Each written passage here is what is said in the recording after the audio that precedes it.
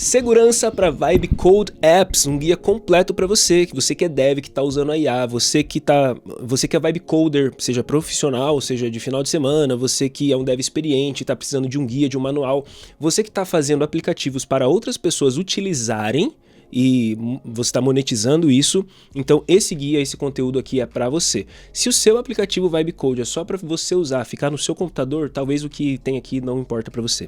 Eu vou te mostrar em cases reais de insucesso e coisas que trazem sucesso para você dentro desse universo de segurança de aplicativos. Porque você sabe, recentemente até a o Cloud Code ali, Anthropic, deixou vazar coisas que eu vou apontar aqui que fazem sentido para você saber ou não. Se você não me conhece, meu nome é Mike Brito, que bom te ver aqui, sou analista de sistema há mais de 15 anos nesse mercado, estou aqui no canal da Rocket City com esse conteúdo. Rocket City é essa empresa que quer ser o farol no meio de tanta coisa que acontece de IA para te ajudar a focar naquilo que importa de verdade de universo de IA, programação e etc.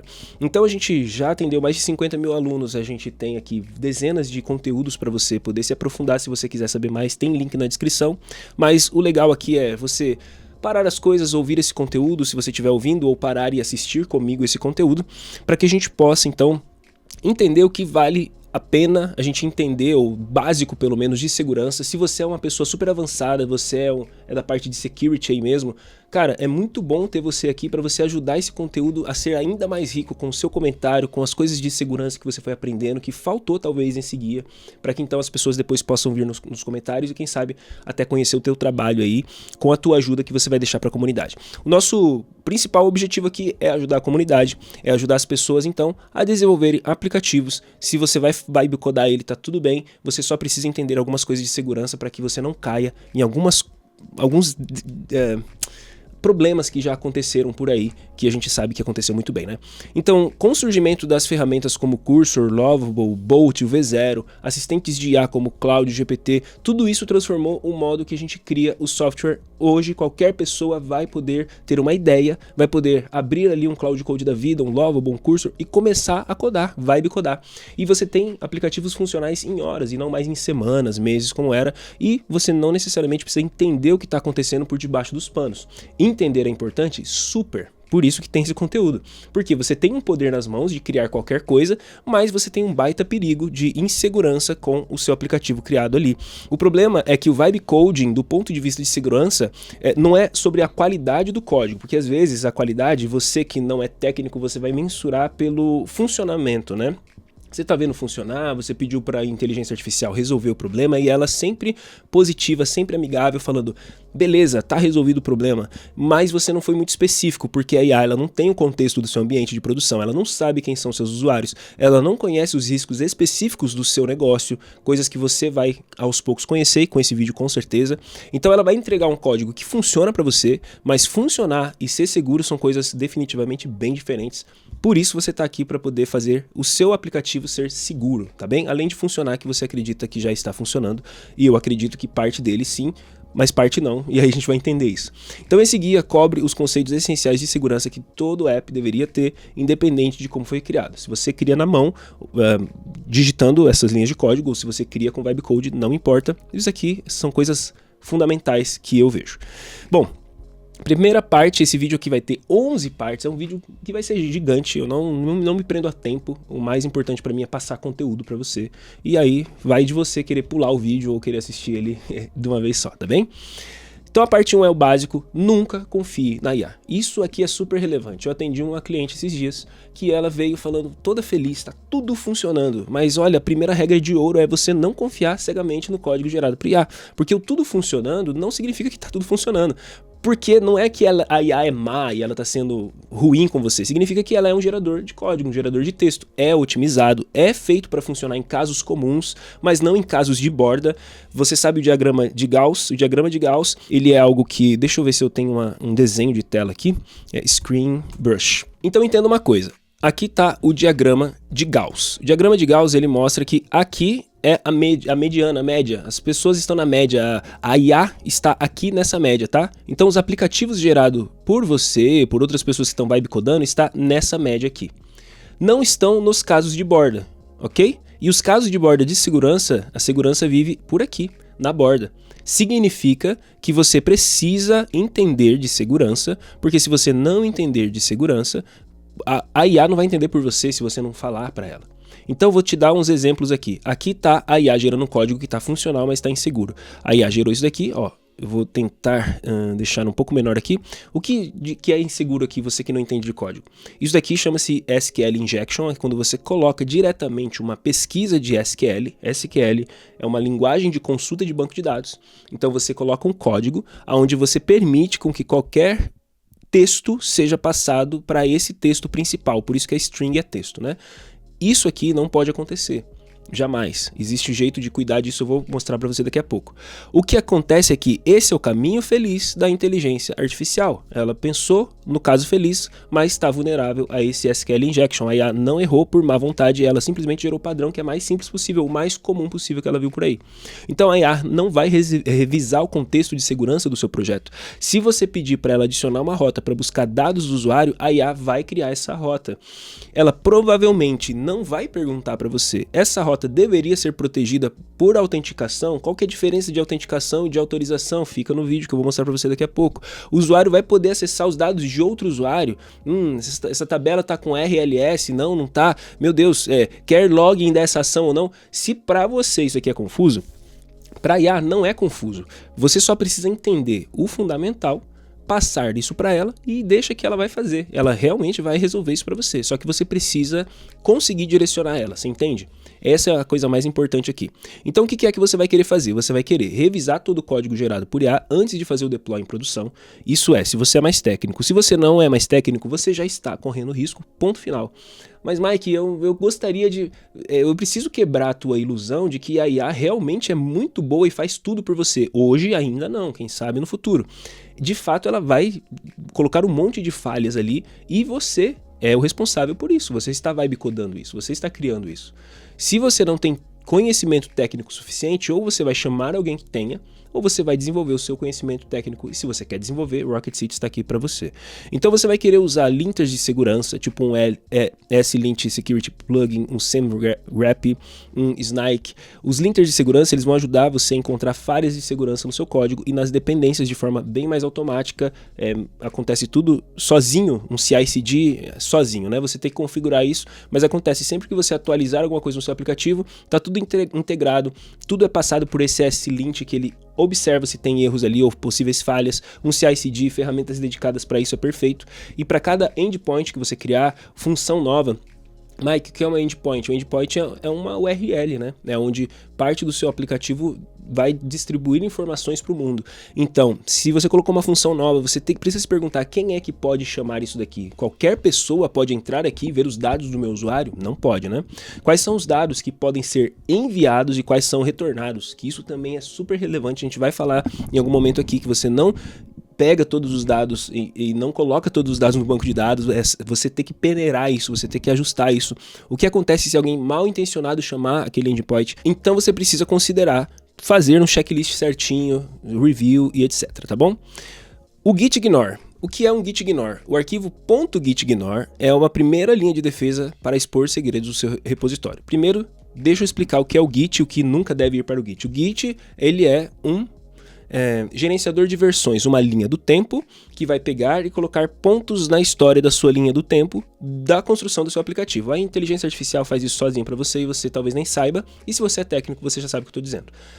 Mas como esse vídeo é para atender o maior número possível de pessoas, então eu estou ajudando você que é técnico, você que não é técnico. Então você tem aqui a linha do tempo, onde tem esses pontinhos na história, e se em algum momento você quiser voltar em pontos da história, você pode, o Git permite isso. Então o Git é uma maneira segura de você ter um histórico de todo o seu projeto. E aqui está um grande problema. Por quê? Algumas pessoas não sabem sobre esse git ignore, ou a inteligência artificial não foi treinada para isso, para aquele momento. E aí, de repente, arquivos .env, onde tem as variáveis de ambiente do seu sistema, são segredos reais, vou dar exemplos. Se você se conecta a uma inteligência artificial pelo seu aplicativo, provavelmente tem uma API key ali no seu aplicativo. Se você se conecta a um banco de dados, provavelmente tem uma linha falando como que é a conexão no banco de dados. Todas essas informações são informações sensíveis, pessoas não podem saber sobre o seu banco de dados, pessoas não podem saber sobre suas APIs keys, etc. E isso geralmente deve residir no .env. para muitos casos não reside, por isso que eu vou falar mais sobre isso. Outra coisa que o Git deve ignorar, através do Git ignore, source maps, você não pode deixar vazar no arquivos.map, porque eles vão mapear o seu código minificado de volta para o original. Eu vou falar isso daqui a pouquinho, onde eu vou falar um pouquinho mais do que aconteceu com o Cloud Code, né? Isso você já deve saber, com certeza. Chaves primárias, arquivos.pen, .key, etc. Arquivos de configurações com credenciais, tipo um config.json. Tudo que tiver credencial, tiver senha, você não vai colocar. Source maps são um problema de segurança e por que isso? Vamos lá, primeiro vamos entender o que é o source map. O source map ele vai ser gerado por um bundler, um empacotador, um Vite, um SBuild, etc. Ele vai permitir com que o browser reconstrua esse código na parte do browser, e aí esse código que estava minificado, que é um código bem pequenininho, performático, difícil de ser lido, ele pode ser lido de volta pelo browser, e isso é muito bom para debugging, porque ele vai falar para você, olha, em tal linha tem um erro, aí você vai conseguir resolver, ou a IA vai conseguir resolver para você. Só que para produção isso é péssimo, e foi isso que aconteceu com Cloud Code, com o vazamento que houve aí da Anthropic. Esse ponto map, esse source map, ele foi lá pro Git, e alguém descobriu, e aí pegou e recriou tudinho. Isso vai expor a estrutura completa do código, vai revelar nome de variável, função, lógica de negócio, vazou muita coisa da Anthropic que ainda não estava pronta, que estava em desenvolvimento, vai poder conter ali comentários com informações sensíveis, se tiver isso no seu código, vai facilitar a engenharia reversa da sua aplicação. Então tudo isso precisa ser cuidado. Então tá aqui um exemplo de Git ignore bem mínimo para um projeto Node React. A gente vai colocar variáveis de ambiente ali para não serem enviadas. A gente vai colocar source maps, dependências, isso aqui é fundamental, né? Você não vai querer colocar node modules. Qualquer coisa de build que você criou também você não vai querer, chaves e credenciais e tudo mais. Se você é uma pessoa que gosta mais de ler do que participar de todo o vídeo aqui, não tem problema nenhum você pegar o link desse artigo que eu deixei aqui na descrição e ficar lendo lá se você quiser. Agora, como que você verifica se você já vazou os segredos? Você vai usar essa linha aqui que está aqui, colocando no seu terminal. Você vai abrir o seu projeto, vai colocar essa linha no seu projeto e ver se o .env já foi comitado em algum momento. Se foi, considere que já está comprometido. Rotacione tudo que tiver lá de API keys, etc. Muda tudo, porque não tem o que fazer. Você não tem como remover daqui para frente no Git. Lembra que o Git é uma linha do tempo. Você removeu aqui, daqui para frente, ok, mas tudo que tem para trás ainda tá. Então a pessoa consegue acessar em qualquer momento. O histórico ele é permanente, tá?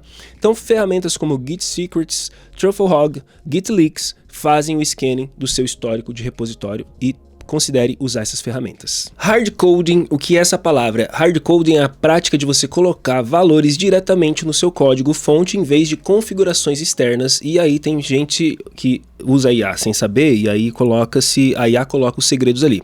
Acontece mais ou menos assim, a pessoa tá ali num Lovable da vida, vi várias pessoas ensinando isso na internet, isso é um perigo, né? Ela pega a chave de API dela, de alguma coisa, e ela coloca ali no chat do Lovable e fala, aqui tá a minha chave de API, configura aí pra mim. Essa é a essência do webcode mesmo, né? Só que aqui é um problema. Primeiro que você está passando isso por um servidor que você não conhece direito, que é o pessoal lá do Lovable. Você não sabe se eles estão pegando esses dados para treinar a IA deles e tá vazando já a sua chave. Esse é o ponto 1. Ponto 2, a IA vai escolher o caminho mais facinho, que é pegar esse segredo aí, tá? E ele vai colocar diretamente no código, escrever no código, mais ou menos dessa forma aqui. Então aqui tá errado, ó. Um hard-coded code é você pegar aqui alguma coisa de código e a sua chave está residindo diretamente no código. Ou a sua conexão do banco de dados residindo diretamente ali no código. Você não vai querer isso. Ou então a sua chave de API da OpenAI está direto ali no código. Mas você não entende código, não tem problema. Se você entende, show de bola, você já não vai cair nessa. Mas você vai falar para a IA resolver isso. Qual que é o problema crítico disso aqui real, né? Quando você faz o push para o GitHub, que é, você pega então essa atualização e pede para colocar na linha do tempo ali, mandar lá para o GitHub, qualquer pessoa, qualquer bot que encontre o seu repositório vai ter acesso a essas credenciais. E tem bots, pessoal, que são treinados só para fazer esse scrapping, essa raspagem de dados, encontrar repositórios públicos que tem esse padrão aqui, ó, sk_live_, AKIA, AIZA do Google, são iniciais de chaves de senhas, de segredos que não poderiam estar disponíveis nos seus repositórios, tá bem? Então, mesmo se o seu repositório é privado, se algum colaborador em algum momento tiver o acesso ali, se o seu repositório vazar, se alguém conseguir entrar ali, você já está exposto e já era. O que você deve fazer? Geralmente, aquela variável de ambiente, ela é acessada dessa forma aqui no código, ó, tá vendo? Process.env. Fechou. Isso aqui vai estar no arquivo .env, que já está no seu gitignore, já não vai estar fazendo parte do seu histórico, e lá você deixa sua chave de APIs, seus segredos, que estão residindo apenas no seu computador. Você não está enviando isso para o GitHub. Mudou de computador, de fato você vai precisar voltar lá nos sistemas e achar de novo essas chaves de APIs e configurar o seu .env. Ou baixou o seu repositório para outro computador, mesma coisa. Cada um vai ter que ter o seu .env ali configurado. Então, em produção, o sistema de secrets do seu provedor, AWS Secrets Manager, Vercel Environment Variables, Railway Variables, Dropler, em Physical, você tem um monte de programas ou maneiras de gerenciar essas variáveis em produção, que não é esse .env de fato que você vai ter ali, vai ser os sistemas que você está hospedando lá que vão gerenciar isso para você, tá bem? Quando você tem a ideia de vender esse aplicativo, você geralmente vai colocar um Stripe, é o que o pessoal mais usa, é o que a IA acaba usando mais de opção, é o Stripe. E aí você não vai querer colocar o pricing hide code, ou seja, o preço você não vai querer colocar direto no código, também é um erro muito comum. Geralmente, esses erros aqui, se você assistir o canal do Yuri Dev, que ele é da parte de segurança, muito bom canal, você vai ver ele apontando alguns desses erros que são mais triviais. Para eles, inclusive, o pessoal de segurança, são erros muito fundamentais, muito triviais, que não poderiam acontecer e acontece muito, que é você colocar, então, ou a IA colocar o preço lá direto no seu front-end, né, que a gente fala, o client, que é o front-end, que é onde tem essa parte do código, tem o cliente e tem o servidor.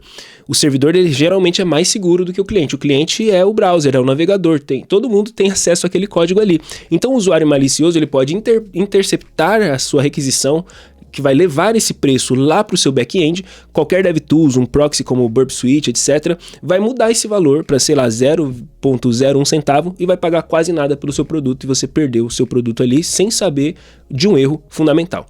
A maneira mais correta possível é você colocar esse valor lá no seu back-end, mas também você tem que tomar um cuidado. Aqui está um exemplo de código, muito bom, um exemplo de código aqui colocado, só que o Stripe, por exemplo, ele tem algo que é ainda a melhor prática, que é criar os produtos, os preços, pelo dashboard do Stripe, e você vai colocar os Prices IDs lá. Então vai ter uma ideia de Price ID, que eu também não colocaria direto no código, aqui está ruim, tá? Por quê? Isso aqui está direto no código também, está hard-coded lá no back-end, nesse exemplo aqui. É mais seguro por ser um Price ID, e tudo que você mudar aqui não faz diferença, porque só vai ser mudado no Stripe, mas eu ainda assim protegeria isso daqui e deixaria esses IDs lá no .env também, tá bem? Assim, dessa forma, o cliente vai enviar só o nome do plano.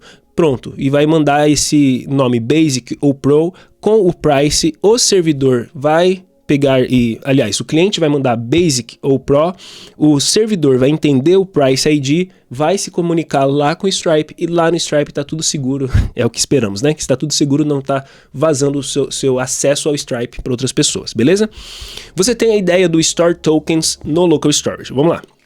Eu então atendi um cliente que veio aqui todo animado, falando assim, cara, meu aplicativo é só conectar, é só fazer ele deploy dele, você me ajuda no deploy dele? Ajuda no deploy dele. Tá tudo funcional? Tá tudo funcional. Tá onde? Tá na sua base, etc, etc. Tava tudo no Local Storage. Local Storage é um local no navegador, onde geralmente a IA vai simular tudo ali, porque é mais fácil, é mais comum salvar tudo no navegador. Significa que se você fechar o seu navegador nesse computador, você vai em outro computador ou vai abrir uma aba anônima, alguma coisa assim, você perde tudo, porque o Local Storage, ele está um storage, que é um armazenamento local. O local é só naquele navegador. Mudou de navegador, mudou de computador, você perdeu tudo. O problema disso daqui entra na parte dos tokens de sessão, como o JWT, tokens de autenticação, né? Que geralmente é guardado nesse Local Storage, e isso pode ser muito perigoso. Por quê? O Local Storage, por ser acessível a qualquer pessoa que tiver acesso àquele navegador, qualquer JavaScript rodando na página, se a sua aplicação ela tiver alguma vulnerabilidade chamada de XSS, que é o Cross-Site Scripting, mesmo que seja pequenininha, um atacante ele vai poder injetar algo ali que vai ler esse token e pegando esse token, com esse token em mãos, ele consegue acessar a sua aplicação como se ele tivesse logado na sua aplicação, tá bem? Então, super perigoso. Aqui está um exemplo bem simples de XSS para roubar token, tá certo? E esse token roubado pode ser usado em qualquer lugar do mundo e aí ele simula que é o seu usuário. Então, como que faz para guardar token? Qual que é a melhor opção que eu deixei anotado aqui para você nesse artigo? A melhor opção é a seguinte: aonde é que você vai guardar os seus tokens então? E a resposta sempre depende, né? A resposta do sênior depende do seu contexto. Geralmente a IA vai escolher o local storage, só que ela tem essa baixa, ela é vulnerável a XSS, né, pessoal? Ela é uma segurança bem baixa, a facilidade ela é bem alta por aqui. O Session Storage também tem uma vulnerabilidade bem alta, uma segurança baixa e uma facilidade de implementação muito alta. O que você geralmente vai instruir a inteligência artificial a fazer é um HTTP only, o Secure, Same-Site, ou um HTTP only com BFF, ou in-memory mesmo, tá? No in-memory a gente precisa cuidar só que a persistência ela não existe entre as navegações, o usuário vai ter que fazer login novamente se fechar o browser e abrir de novo. Então é boa segurança, mas uma facilidade até baixa de se usar até.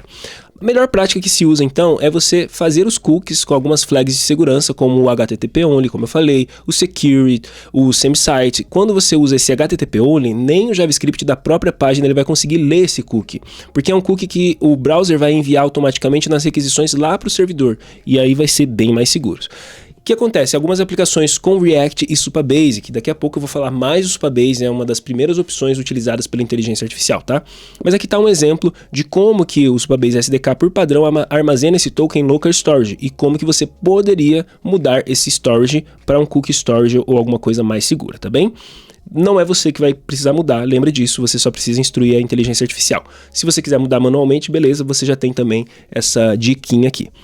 A parte 2 que a gente vai falar agora, a gente vai falar de upload de arquivos e de imagens, que são as duas coisas que eu pensei aqui em trazer para vocês. Também foi parte disso visto no vídeo do Yuri Dev, ou dos vídeos do Yuri Dev. É Yuri Dev, eu acho que é o nome dele, mas é o Yuri que fala de segurança, tá? Então o upload de arquivo é uma das funcionalidades que são bem perigosas de se implementar corretamente, porque a IA ela vai gerar sempre o caminho feliz, lembra disso? Por isso o primeiro ponto de todos que eu falei é não confie 100% na IA. O arquivo ele vai chegar, vai ser salvo em algum storage e vai retornar uma URL que não está validada, que o arquivo não foi validado, ou seja, pode ser enviado uploads executáveis como .php, .sh, vai ser executado no servidor em algum momento. Pode rolar um path traversal, que é você colocar o nome do arquivo como ..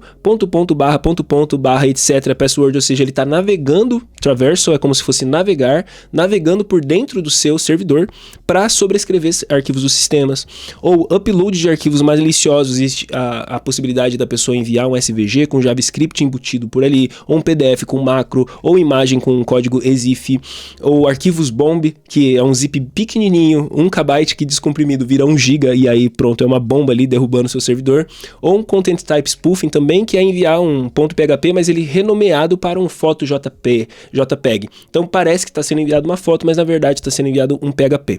Aqui está um checklistzinho de validação, básico, né? Você validar o tamanho do arquivo, quais são os meme types permitidos, quais são as extensões permitidas, verificar tamanho, extensão, meme type, só que você precisa ir um pouquinho além. Porque como eu falei anteriormente, você já deve ter entendido, você pode se passar, os arquivos podem enganar você pelo tamanho, podem enganar você pelo tipo, pelo meme type, pela extensão, e aí você vai fazer o Magic Byte, que é entender o real tipo do arquivo.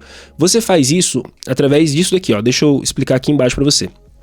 Você nunca vai confiar nesse content type, nesse header, porque o header content type ele vai dizer para o cliente que aquele arquivo é, por exemplo, um arquivo de imagem. Só que o cliente pode ser forjado, né? O atacante ele pode renomear um .php para um foto JPG, por exemplo, enviar como content type image, e aí pronto, você validou sem esse passo 4 aqui e passou, obviamente vai passar. A única forma segura de você validar é você ler esses primeiros bytes, por isso que é o Magic Byte, como bibliotecas FileType ou Python Magic ou qualquer outra que você olhar por aí. Então, nesse caso específico aqui, ele está verificando se de fato esse arquivo, ele é um arquivo permitido aqui, né? Se ele é de fato uma imagem, por exemplo, que é o que está sendo permitido aqui. Outra diquinha aqui é você sanitizar o nome do arquivo também, não usar o nome original do arquivo, porque você ajuda a confundir um pouquinho mais o atacante. Vamos supor que a pessoa que está atacando você, ela colocou um padrão de nome ali para te atacar e depois ela consegue achar esse arquivo com facilidade no seu servidor, etc. Ou já tem bots que procuram isso. Cara, renomeia o nome do arquivo, tá tudo certo e vida que segue. Esse processo de recriar a imagem explodiu muito minha mente quando eu aprendi ele, foi bem legal. O conceito de recriar essa imagem é uma técnica muito eficaz para você remover esses payloads maliciosos. Payloads, carga útil, né?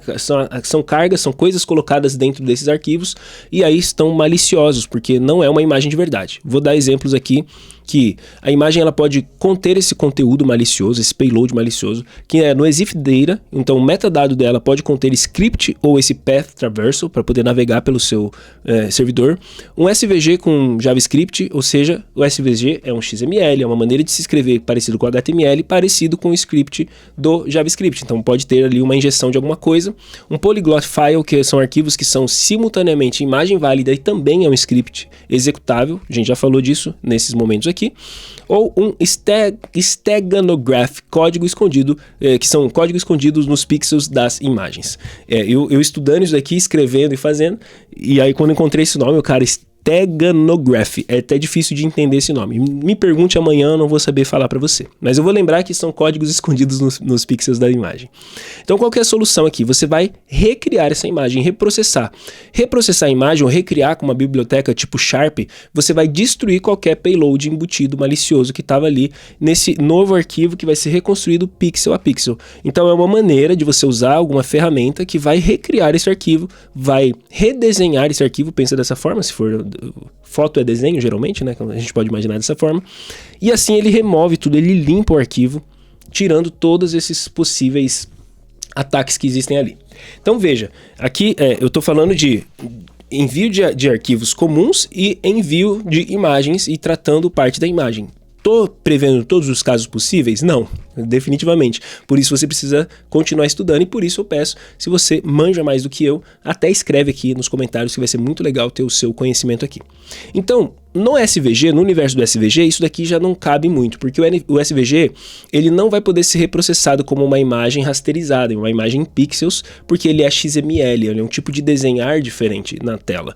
Então você precisa sanitizar com XML, como se fosse um XML, como se fosse texto, com um DOM Purify, por exemplo, ou você vai ter que converter esse SVG para PNG JPG, o que perde todo o sentido de um SVG, ou então você nem aceita SVG sendo enviado por usuários desconhecidos. Você aceita só aqueles que você mesmo enviou, tá bem?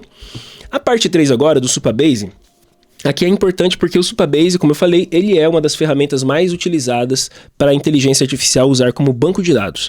Tem outra também que é a Firebase, que eu vou falar daqui a pouco, mas o que eu aplicar aqui, ele basicamente você vai entender a teoria por debaixo dos panos e meio que replica isso para qualquer coisa com a IA depois, tá? Então, o Supabase ele vai trabalhar ali com o Postgres. O Supabase ele tem um free tier muito bacana, ou seja, dá para você usar de maneira gratuita, bem legal. Ele tem uma ideia de autenticação, de autorização, ele tem uma ideia de storage, você pode usar storage dele. Então é bacana. Depois de um certo tempo fica caro, dependendo como que você está usando, então toma esse cuidado. Mas ele tem uma ideia chamada RLS, que é o Row Level Security. O Row Level Security é o mecanismo que vai controlar quais linhas da tabela. Então, Postgres, ou o Supabase, que usa esse Postgres, é trabalhado com tabelas. As tabelas é como um Excel, um grande Excel, né? Linhas e colunas. Colunas e linhas. Cada uma dessas linhas inseridas ali, então o usuário, vamos lá, você criou uma tabela chamada Profile, perfil do usuário. E aí você colocou o nome, o e-mail, você colocou se esse usuário tem créditos no sistema, você colocou informações a mais ali. É um perigo já nisso que eu estou dizendo, mas a gente vai entender por que é um perigo. Mas essa linha inteira só pode ser lida pelo usuário que colocou essas informações. Esse é habilitar o Row Level Security. Você pode habilitar apenas a escrita, apenas a leitura, ou ambos, né, leitura e escrita da linha. Então você consegue ir granularmente modificando isso e permitindo com que outros usuários não acessem determinado dado da sua tabela. Agora, isso aqui é muito crítico e tem que ser usado com cuidado. O Supabase ele vai expor o banco de dados diretamente pela uma API REST, ou seja, uma maneira de você se comunicar com um banco de dados, e vai ser protegido por essa Anon Key, que é uma chave pública. Significa que qualquer pessoa que tiver acesso a essa Anon Key, ou seja, ela já está exposta no front-end, qualquer pessoa sim tem acesso a ela, vai poder fazer queries ou vai fazer pesquisas diretamente no seu banco. Então, primeiro ponto, se você não tem o RLS ativado, a pessoa pegou a sua Anon Key e pega todos os dados do seu banco de dados. Então não é o que você vai querer. Porque a Anon Key, ela não é um segredo, ela de fato é pública e a segurança dos dados vai depender exclusivamente dessas políticas de RLS que você colocar. Desabilitou, pronto, você permitiu tudo, tá tudo aberto para qualquer pessoa ler tudo. Esse aqui é o pior cenário, né? Que é você desabilitar ele. Você tem com ele desabilitado e qualquer pessoa com essa Anon Key vai poder fazer uma pesquisa, por exemplo, do perfil de usuário e pegar todos os usuários ali. Como que seria a primeira melhor maneira de você fazer? Habilitando ele, você vai habilitar o Role Level Security em Profiles. Depois disso, você vai colocar políticas que o usuário só vai ver o seu próprio perfil, por exemplo. Então aquele usuário com aquele login que ele fizer ali e tudo mais de informações, ele só vai conseguir ver o próprio perfil. Ou o usuário só vai poder atualizar o próprio perfil. É mais uma política e assim vai. E aí você tem ainda o Using e With Check. Esse aqui é um detalhe que muitos devs e IA vão errar, que o Using vai ser um filtro aplicado nas operações de leitura. Então, select, update, where, delete, where, o use vai ser aplicado ali. O with check é uma validação aplicada nos dados escritos. Então, para um update sem with check, o usuário poderia ler apenas os seus dados, o using correto, mas ao atualizar ele vai poder mudar o user ID para um outro usuário e efetivamente vai roubar o registro de outro usuário, deletar ou, enfim, estragar alguma coisa do outro usuário. Então aqui está um exemplo de errado e certo, e a política geralmente que você vai usar é esse using true. Isso aqui vai ser um errinho silencioso, porque você vai querer fazer um allow all, ou seja, permite tudo, no profiles, using true, significa que todos podem ver tudo, e a IA às vezes vai gerar isso, sem você saber. Porque você vai pedir, cria uma política que permite a leitura dos perfis. E aí ela, sem desavisada, sem granular no detalhe, né, sem detalhe bem certinho, você não especificou que não deveria ser limitado ao próprio usuário, ela foi lá e colocou essa política aqui. Então isso aqui você não vai querer usar definitivamente, tá bem? Sempre peça para IA, né? Sempre fale, olha, você não vai usar a política de using true aí para resolver esse problema. Eu quero que o usuário leia o seu próprio perfil, escreva no seu próprio perfil e pronto. Agora você tem a ideia de tabelas separadas. Isso daqui é a estratégia muito boa, porque o RLS não é o suficiente. A pessoa às vezes acha que assim, não, beleza, ativei o RLS, estou seguro, fechou. Não. Lembra que eu dei o exemplo da tabela de perfil, onde você então está colocando o e-mail, tá aqui, ó. Você colocou o e-mail, você colocou o Customer ID, você colocou o Subscription Status, o Credit Balance, você colocou um monte de informações ali, se ele é Pro ou se ele é Trial, tudo isso na mesma tabela de perfil. Pergunto para você para ver se você entendeu. O usuário ele vai poder ler e escrever na sua própria tabela, não é isso? Então significa que se esse usuário tiver acesso a um pouquinho a mais no seu sistema, é um usuário mal intencionado, ele pode vir aqui no balanço de crédito dele e colocar infinito. É o desbloqueio do videogame do passado, lembra? Você ia jogar com um personagem, você conseguia desbloquear ele para ele ter vida infinita. O cara vem aqui e muda. Beleza, só para ele não tá mudando de todo mundo, mas tá mudando dele. Perigo, você não vai querer fazer isso. Então, muitos apps vão ter suas tabelas users, profiles, que estão misturando esses dados. O que eu recomendo para você é a política de RLS precisa ser ativada, mas você vai colocar tabelas separadas. Terão tabelas que são públicas, e aí tudo bem. O avatar, a bio, a username, tá tudo certo. Essa daqui é o perfil público. Agora você vai ter tabelas privadas, que aí a política de RLS nela é diferente. Onde ele não vai ter acesso, por exemplo, à escrita. Ele vai poder ter acesso à leitura sim, porque precisa, né? A gente precisa ler as informações, mas a escrita ele não vai ter. Pronto, fechou. O dado está privado. Os admins, tem coisas até que apenas admin poderia ver ou saber, daí ó, aqui está o esquema, né? O usuário não precisa saber se is banned, ele não precisa saber algumas informações assim, só o admin pode saber disso e fechou, tá? Então tá aqui alguns exemplos a mais para você. A gente tem a ideia de rate limit. O rate limit é a ideia de você limitar o uso de alguma coisa, tá? É uma prática de você limitar quantas requisições um cliente pode fazer em um determinado período de tempo. Então, por que isso é crítico? Primeiro, o ataque de força bruta. Sem um rate limit, o atacante ele vai poder tentar milhares de combinações de senhas por segundo. Rate limit é aquele, assim, a cada minuto você pode 30 vezes chamar o sistema. Se você chamar mais de 30 vezes, 4, 2, 9. Rate limit, você não pode mexer mais no sistema aqui pelo próximo minuto. Espera passar um minuto e aí vem de novo. Você vai ver muito isso no cloud. Se você faz Vibe Code com força, o Cloud Code ele tem rate limit. Você, não importa qual plano você pague, vai chegar um momento que ele vai falar assim, você está bloqueado até a próxima hora que a gente vai liberar para você. Rate limit. Isso é segurança, tá? Outro ponto crítico de rate limit é o scrapping, né? Um bot ele vai poder copiar todo o conteúdo do seu app, porque ele pode navegar em tudo. Se tá podendo, se não tem rate limit, então ele tá navegando em tudo, puxando todos os dados, raspando todo o conteúdo que você tem. O abuso de IA, ou seja, sem esse limite, qualquer usuário mal intencionado ele pode chamar o seu endpoint milhares de vezes, usando a sua IA, gerando um monte de custos para você, e você não vai querer isso, você vai avaliar o seu aplicativo e vai falar, bom, um usuário comum usaria esse aplicativo tantas vezes, sei lá, 10 vezes em um minuto. Ele chamaria a IA 10 vezes em um minuto. Esse aqui é o comum. Então, rate limit de 10. Chamou mais de 10, tira dali. Como que se faz isso tecnicamente? Obviamente a IA vai fazer para você, mas geralmente é uma tabela, geralmente é alguma informação que você vai deixar sempre back-end, sempre tabela, sempre restritiva, e ali você vai resetando e etc, tá? Ataques de múltiplas requisições que podem derrubar o seu servidor, que é o ataque DDoS. O único objetivo de um DDoS é fazer milhares de requisições para derrubar o seu servidor mesmo, é só isso. A pessoa é só má porque é má mesmo. O billing abuse, que seria endpoints que custam dinheiro ali, APIs de terceiro, e-mails, né, ou AI. Sem esse rate limit você vai ter surpresa na fatura em algum momento. Então, alguns endpoints críticos que eu deixei anotado aqui para você, de login e sign-up, que é o força bruta, a pessoa tentando entrar no seu aplicativo, cara, limite, né? Se a pessoa errou tantas vezes, segura ela um pouquinho, daqui a pouquinho você tenta de novo. Password reset, AI, LLM endpoints, então a cada chamada para IA vai te custar dinheiro. Envios de e-mail, prevenção de spam, né, para usuários que talvez vão descobrir alguma forma de usar o seu mailing para estragar ou usar spam. Endpoints de pagamento, com certeza você precisa cuidar disso daí. Aqui tem uma implementação básica que eu deixei de exemplo para você. Como que você poderia usar o próprio Redis, que é um tipo de banco de dados em memória, um banco de dados bem rápido, bem performático, para você poder colocar os limites ali. E aí você pode fazer limites globais, limites por login, limites por IA e etc. E aí você só precisa ter um cuidado que é, mais uma vez, colocar as coisas no lado do cliente. Esse contador do rate limit do lado do cliente. Porque sempre que está do lado do cliente está acessível às pessoas que sabem de código. Elas vão entrar ali e elas vão mudar o que elas quiserem mudar. Elas olham e falam, beleza, o limite estava aqui, ó, acima de 10. Deixa eu resetar o limite aqui, ó. Ele vem aqui no set item do local storage e reseta o limite e acabou.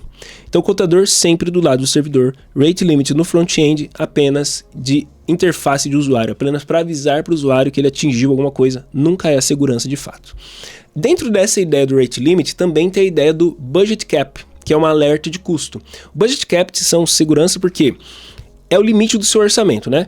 Ele não é só para sua gestão financeira, mas ele é uma proteção porque pode acontecer ataques quando, quem sabe, a sua API key é vazada, quem sabe um loop infinito da IA. Imagina você fazendo, a IA mesmo fazendo código ali e de repente ela cria um loop infinito que faz chamadas infinitas para sua API. Ou a sua API key foi vazada, alguém pega ali a sua OpenAI, enfim, faz milhares de chamadas, você recebe uma conta ali de $50 mil. Ou o próprio DDoS, que é aquele ataque de ficar batendo num endpoint, numa URL ali, sem parar, e aí na sua AI, sem rate limit e sem esse budget cap. O budget cap literalmente ele vai pegar sua aplicação, chegou em determinado valor, sei lá, $20, chegou nesse valor, acabou, ele já não vai permitir mais, a própria inteligência artificial lá, nesse caso que a gente está falando de inteligência artificial, vai travar. Mas budget caps você coloca no Supabase, você coloca em vários lugares. Sempre seta um budget cap. Você nunca sabe se seu aplicativo vai sofrer algum tipo de ataque, tá, pessoal? Essa é a premissa. Você nunca sabe, você sempre está vulnerável. Parte da premissa é que você sempre está vulnerável. E você vai aprendendo aos poucos a se manter protegido. Então, nesse caso, o budget cap OpenAI, AWS, Vercel, Supabase, deixei tudo ali escritinho para você poder fazer um checklist e ver como que você vai resolver isso, tá bem? Outra coisa, Max Token, que eu também deixei aqui, é legal. No universo de inteligência artificial, você tem alguns parâmetros que você faz um fine tuning da IA. Então, parâmetros de temperatura, quanto maior, mais criativa, quanto menor, mais assertiva. Parâmetros de top K, seleciona os primeiros 3, os primeiros 7 de informação e traz aqui, que é o que eu quero nessa probabilidade. Lembrando, a IA é só um gerador de probabilidade, né? É só isso. E nesse gerador de probabilidade tem os tokens, que é as palavras que ela está gerando, os caracteres, etc, que ela está gerando. Você vai colocar um limite, você vai setar esse max token, que é uma resposta ali de quantos tokens máximos serão disponíveis. Claro, você vai entender o seu negócio, né? Então, por exemplo, eu estou fazendo um aplicativo que a pessoa gera uma foto. Geralmente, uma foto só vai gerar, vou chutar, tá? 1000 tokens. Se está gerando 5.000 tokens, tem alguma coisa errada. Então, você vai colocar ali um max token de 2, 3 mil, porque acima disso tem alguma coisa errada. A IA, ela simplesmente corta a resposta no meio mesmo. Então ela começou a gerar bum, bum, bum, bum, alguma coisa deu errada, chegou no limite do max token, ela corta a resposta, tá bem? A parte 6, as injections, então. A gente falou lá no comecinho um pouquinho do SQL Injection. É uma coisa, assim, muito antiga, tá? O SQL Injection, mas eu tenho visto voltar com essa ideia da inteligência artificial. Aliás, um ponto de reflexão aí, vocês que são da área há mais tempo, assim como eu sou. Tanta coisa que a gente meio que já tinha definido que acabou, que está voltando tudo agora com a inteligência artificial. Por quê? Porque muita gente não técnica utilizando, né? Isso, por um lado, muito bom, como eu falo. Por outro lado, muito perigoso. Porque coisas que já estavam meio que definidas no universo dev, não tinha dev que... Bom, tinha, né? Mas a maioria dos devs que mais bem preparados, eles já sabiam que não vão cair no SQL Injection. E hoje em dia está rolando tudo de novo. Então o SQL Injection, um dos ataques mais antigos e um dos mais prevalentes nos dias de hoje, ocorre quando os dados do usuário são inseridos diretamente nessa query SQL sem sanitização. Volto a dizer, SQL, você vai fazer uma pesquisa no banco de dados. E aí você faz dessa forma aqui, isso aqui é um texto puro. Se é um texto puro aqui que está sofrendo só uma interpolação, esse username pode não vir como username. A pessoa pode escrever assim, ó, admin or 1 igual a 1. Quando ela faz isso daqui, essa query aqui passou inteira. Então vai selecionar todos os usuários do seu banco de dados, basicamente. Porque passou, tá? Isso aqui faz ele passar como verdade. Você não vai querer isso. Geralmente o que você vai fazer, né? Antes da gente falar do que vai fazer, tem ainda mais casos aqui de perigo, né? O atacante ele vai poder usar o SQL Injection para fazer esse bypass de autenticação, pegando todos os dados, ler dados de qualquer tabela, deletar dados, que é o mais perigoso, né? E casos extremos, executar comandos no sistema operacional. Então, primeiro ponto que eu não acabei esquecendo de escrever aqui é, você precisa ter backup do seu sistema, backup do seu banco de dados. Não importa onde você vai usar. Se você vai usar num servidor, sei lá, Vercel, AWS, você vai usar um Qualify dentro de uma HostGator, de uma Hostinger, que é o jeito que eu prefiro, né? São parceiras minhas, inclusive. Eu uso direto em VPS. Não importa como você vai usar. Sempre você vai querer fazer backup. Se você não fizer backup, você está exposto. Lembra da premissa? Todos estamos vulneráveis. E você pode perder tudo. E se você perder tudo e não tem backup, acabou. Você vai querer backup para poder restaurar de algum momento. Imagina se todos esses ataques que as pessoas sofrem, empresas grandes estão sofrendo, isso é normal, tá? Imagina se elas não tivessem uma maneira de recuperar isso. O negócio vai pro beleléu, né? Então, exemplo de payload clássico aqui que a galera usa para poder fazer essa SQL injection, né?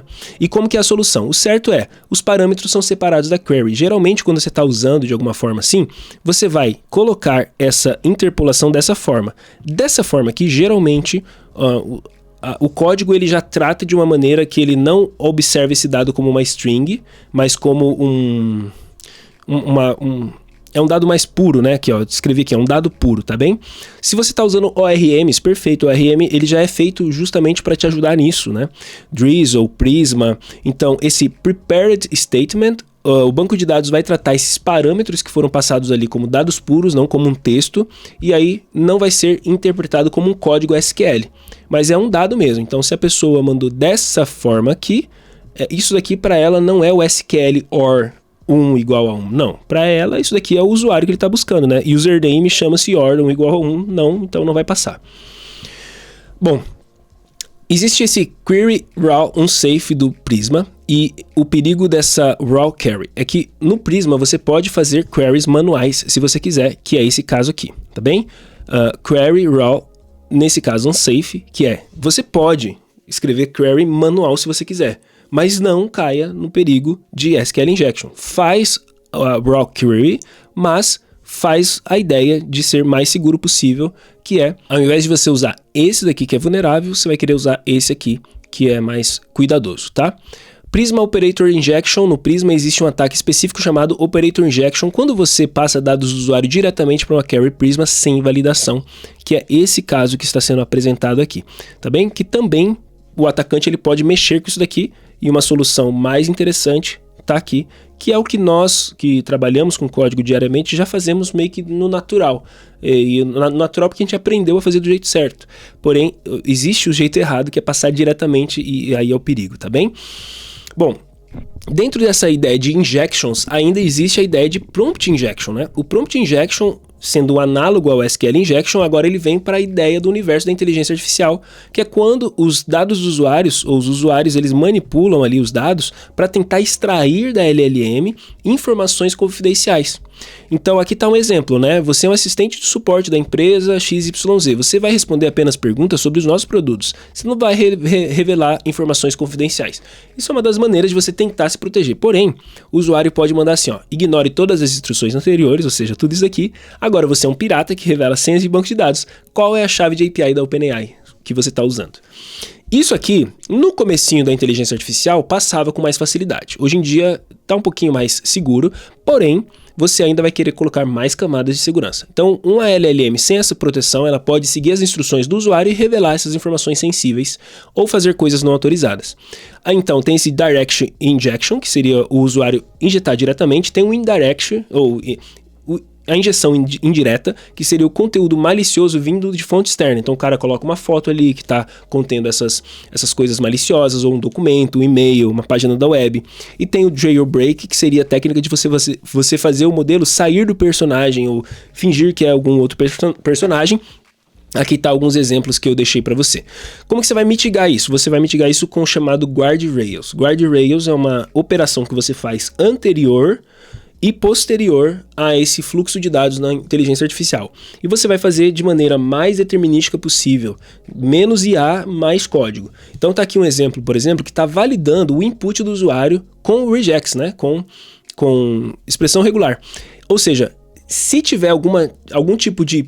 Olha, parece que essa pessoa está querendo sacanear, já barra aqui, entendeu? E aí deixa passar e aí depois valida de novo. Se no output tiver uma API key vazada com expressão regular, isso aqui tá bem assertivo, né? Tá bem determinístico, não está, não é a inteligência artificial vendo se tem, não. É o código falando assim, ó, tem uma coisa começando com SK aqui, para. Tem alguma coisa com password, para. Então já é barrado aqui e já não dá resposta, ou passa de volta para a IA para ela gerar uma nova resposta e etc, tá bem? Você também pode usar ferramentas, né? Tem um princípio chamado de menor privilégio para IA, quer dizer que o LLM ele não tem acesso a todos os dados, ele vai ter acesso apenas àquilo que ele precisa, através de ferramentas, de MCPs e etc. Você vai dar para ele acesso só ao que ele precisa. Você tem o Unsafe Output Rendering, que é um outro vetor de saída do LLM quando ele é renderizado como HTML, e aí você não sanitiza esse HTML.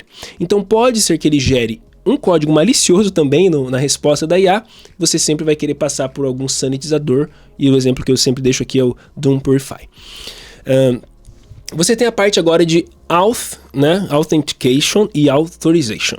Vamos entender quais são as diferenças e quais são algumas falhas que podem acontecer.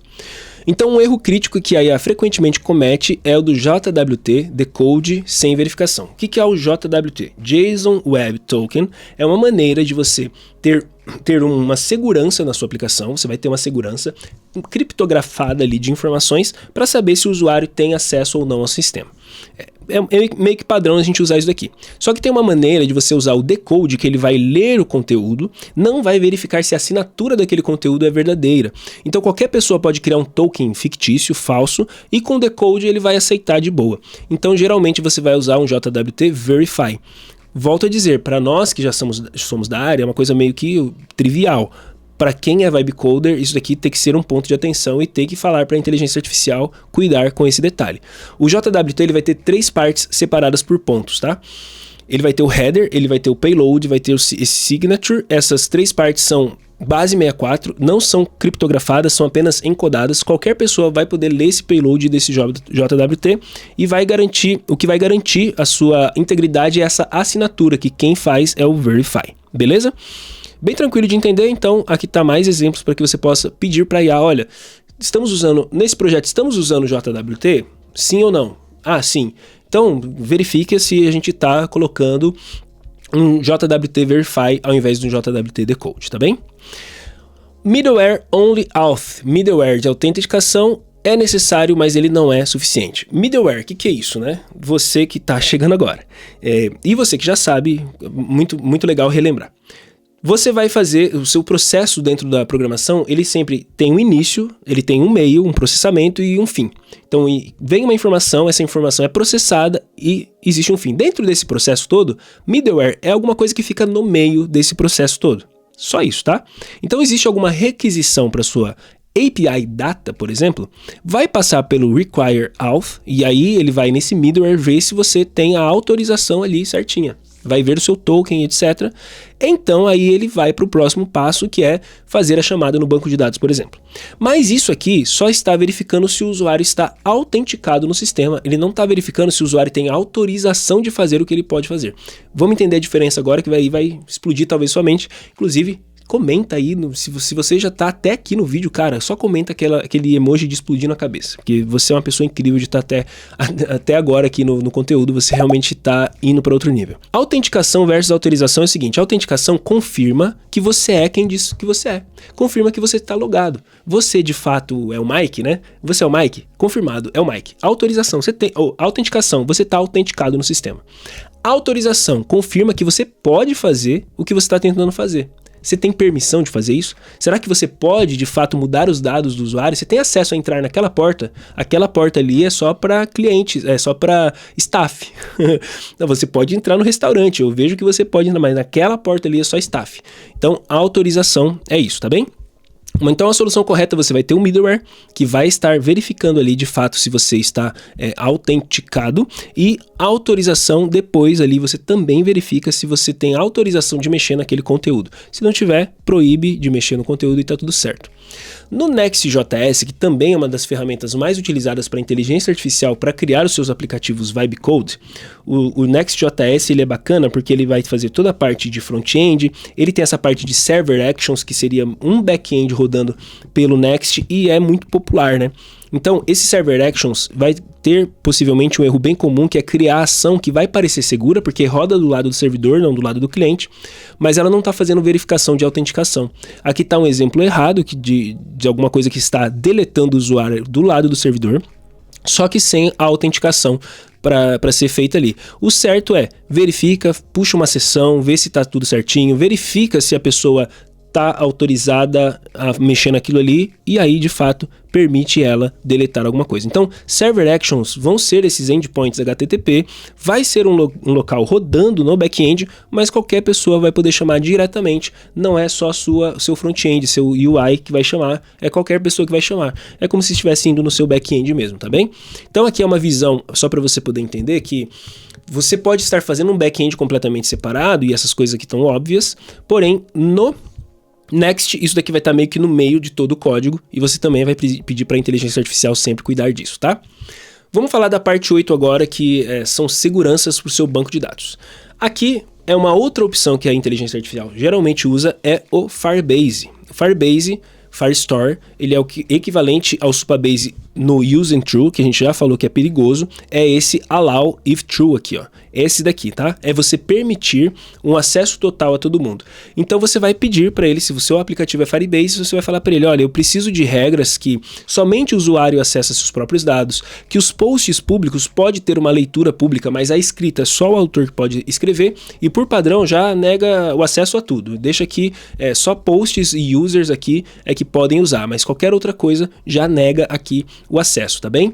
Então o Firebase, trabalhando muito semelhante ao Supabase, ele vai ter toda a ideia do banco de dados. Esse Firebase padrão, ele não é ele não é um SQL, isso daqui é um assunto talvez mais técnico, eu acho que talvez essa parte a gente pode deixar para outro momento.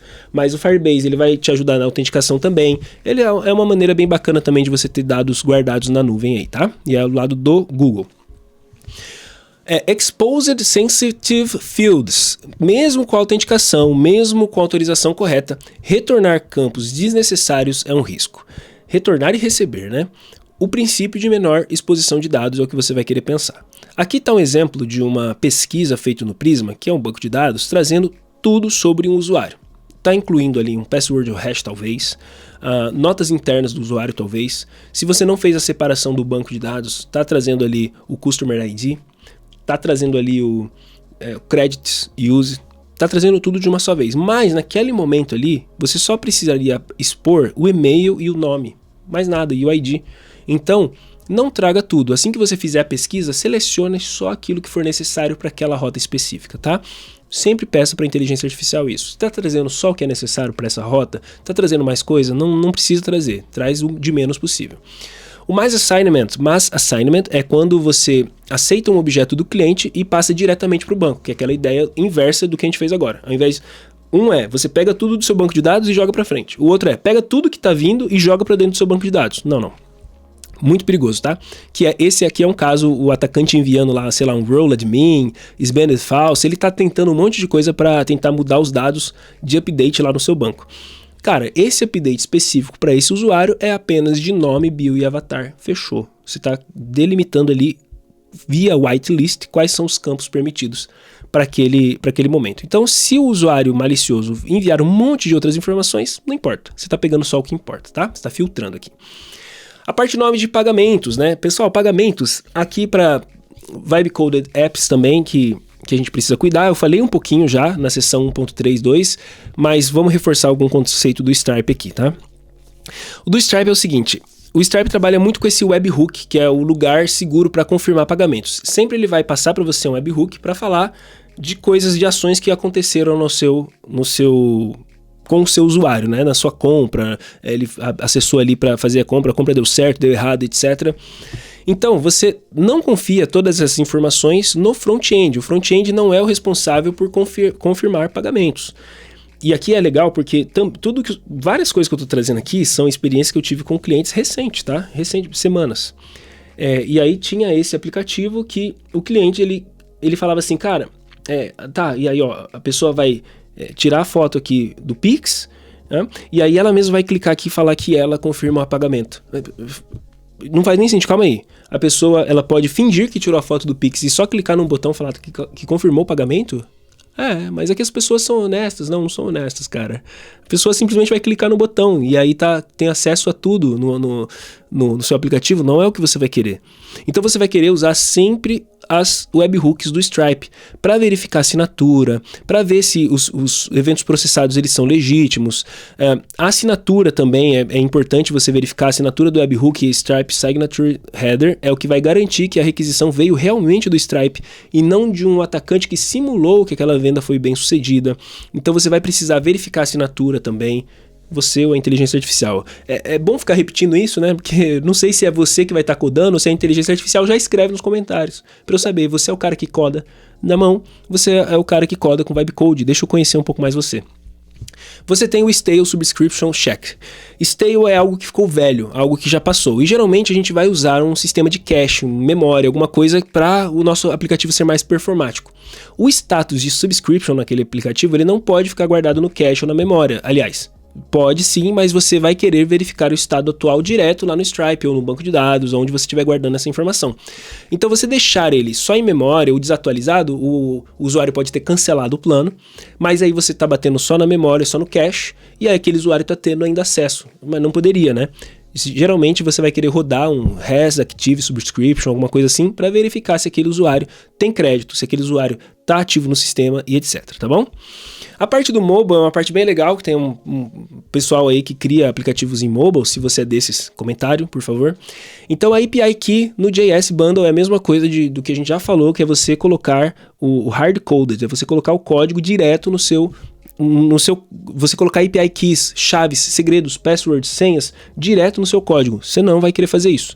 Em apps React Native, toda a chave API no código do JavaScript vai para dentro do Bundle App. Bundle, essa ideia de empacotar o app, deixar o app fechadinho para poder ser liberado para as pessoas, mas isso pode ser descompilado, pode ser aberto, pode ser lido por qualquer pessoa que instale o aplicativo. Então, ferramentas que usam-se aí para descompilar os aplicativos, um APK-Tool, um JADX, no iOS você teria um Class Dumping, um String Extractor, então é errado você colocar senhas, segredos, keys e etc. direto no seu código, você não vai fazer dessa forma. Existe uma solução Back-end for Front-end, BFF.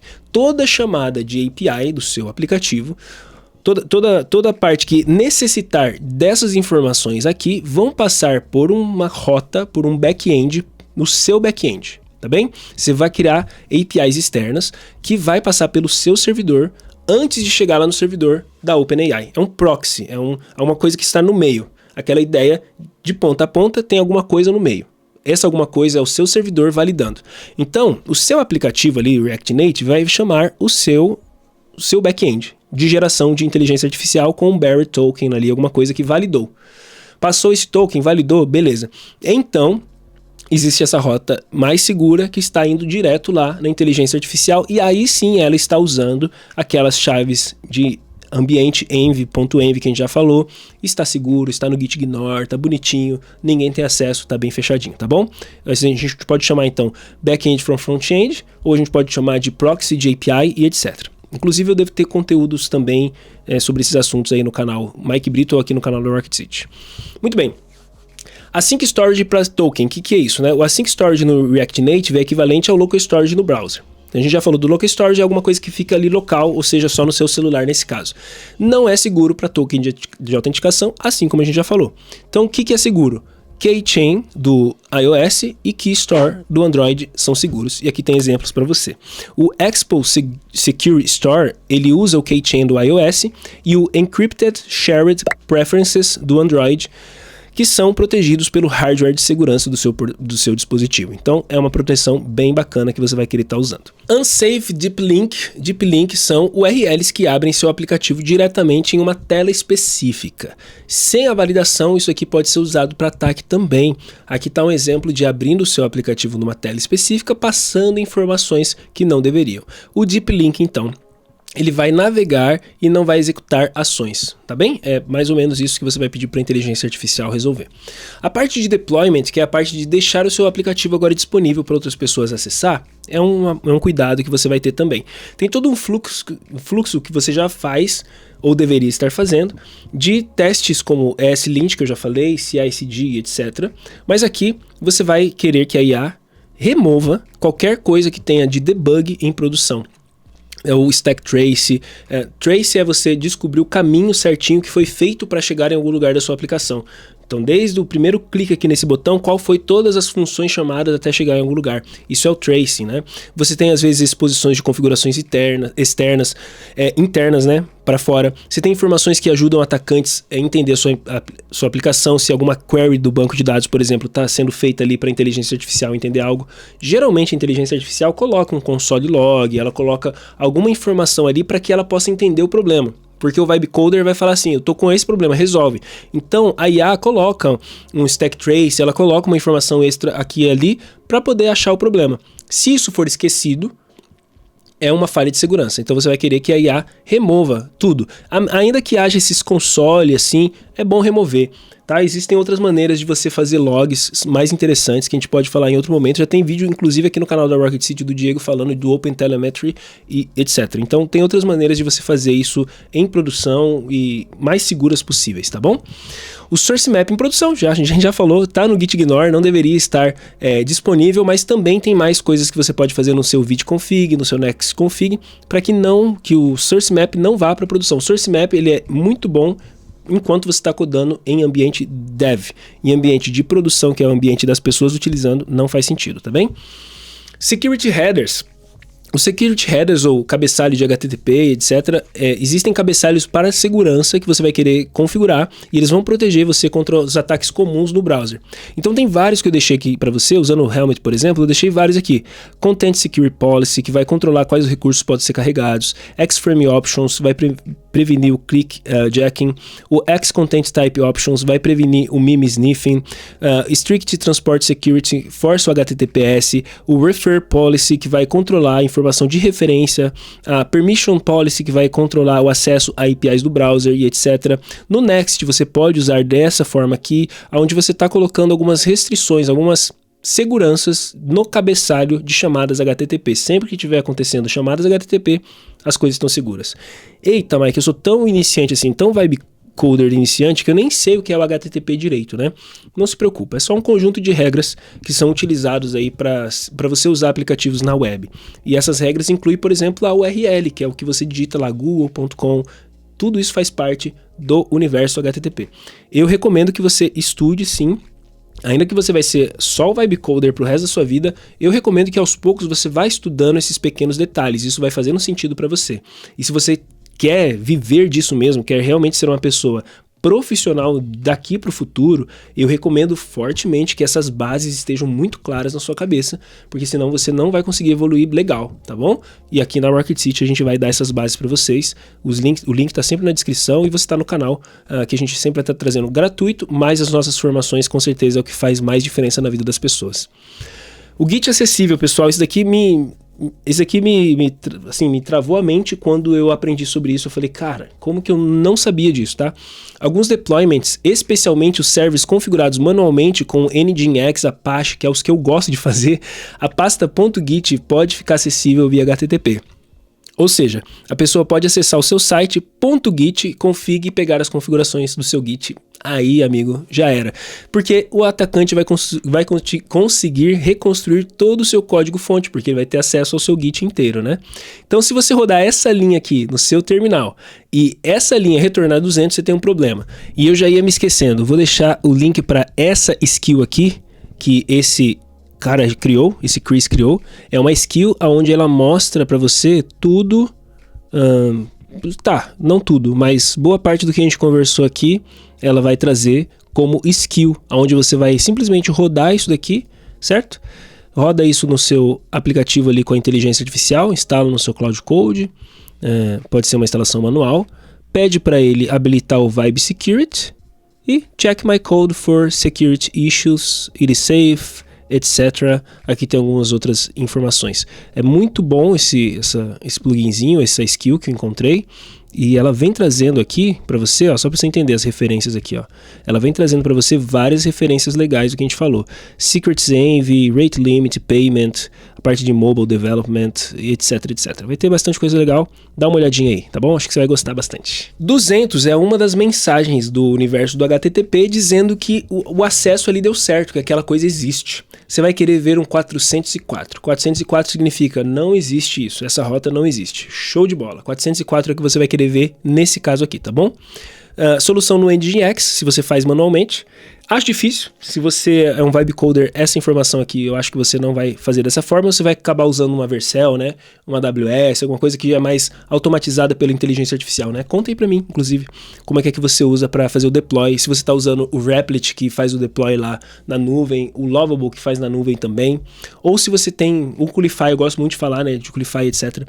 Eu deixei um checklist final para você verificar antes do seu deploy tudo que a gente falou por aqui e, claro, toda essa documentação aqui foi um documento que eu criei para estudos, criei aqui comigo mesmo, vai estar disponível o link aí na descrição para que você possa ler e usar como um manual para você não cometer alguns erros fundamentais que a gente fala aqui nesse universo de criação de aplicativos. E aí não é só Vibe Code, você já entendeu, são aplicativos profissionais que vão ser monetizados e acessados por muita gente. Eu espero que você seja uma pessoa que se proteja, que tenha segurança. Te vejo no próximo, vou deixar vídeo aí para você continuar assistindo. Um abração no Maicão, tchau, tchau.